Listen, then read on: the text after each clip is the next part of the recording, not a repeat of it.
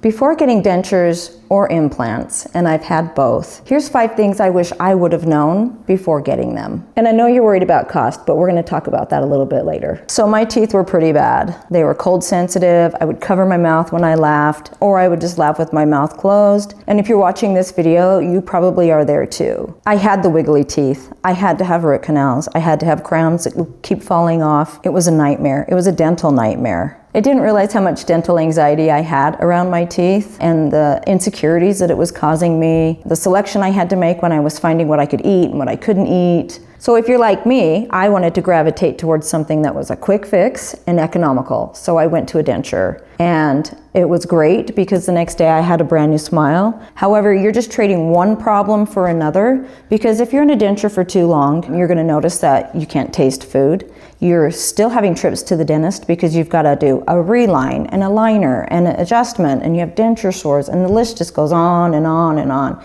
And you just trade one problem and you start to spiral this other complete way.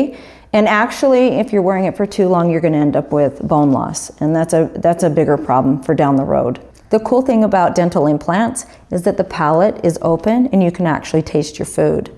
The difference between that and a denture is this covers your palate and it literally rests on your gag reflex. With a denture, you have to have the palatal part because that's what actually keeps the denture in your mouth, but it also rests on your gag reflex, and a lot of people just can't tolerate that.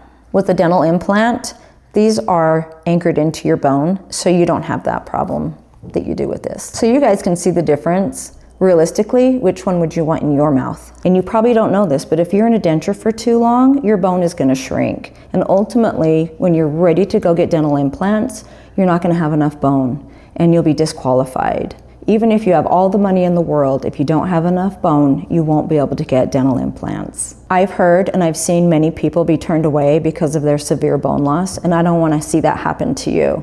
So if you're thinking about it, don't procrastinate. Get in there, check your bone, and see if you're a candidate. Luckily for me, I did have enough bone to get dental implants, but I wish someone would have told me that the clock was ticking. If you're watching this video, then you probably already know how much time and money you've spent going to the dentist only to be having root canals and crowns and fillings, and I personally had a broken file in one of my teeth. Like the dental trauma goes on and on and on and on. You've probably been out to dinner to eat and you've had a piece of bread and a piece of your tooth is chipped off. Or you've gone to the dentist with an abscess and you go in and you have to have a root canal, but he only temporizes it. Then you have to go back for the actual root canal. And then you have to go back for the crown. And then it's just one cost after another, and it's just endless. It just piles up. And then you have children that have dental work or braces, and it just goes and goes and goes.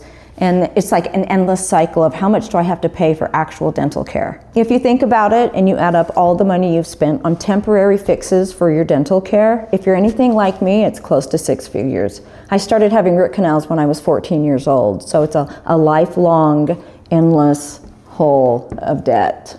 With dental implants, like the ones I have in my mouth, it's one and done. You don't ever have toothaches again, no root canals, no abscesses, no surprise bills, no emergency visits. These are the real deal, and they're awesome. And if you're worried about cost, Nuvia does have a cost guide that can potentially save you thousands. I'll leave the link for you below. And if you can do me a favor and hit the like and subscribe button, I would love for this video to get out and help as many people as it can. I wish I knew I could get dental implants in 24 hours. So I've actually had this done twice. The first time was the traditional way, which is the long way. It took months and months and months. It was not done by Nuvia. I had to go through several try-ins and healing and shade changes, and was really just on the lab's time. And during all of that process, my temporary actually cracked, and it was so scary because I was worried that my implants were going to fail, and I would not recommend going that way to anybody. I mean, let's be real. If you're going to have a major surgery, do you want to sign up for something that's going to take months and months and months?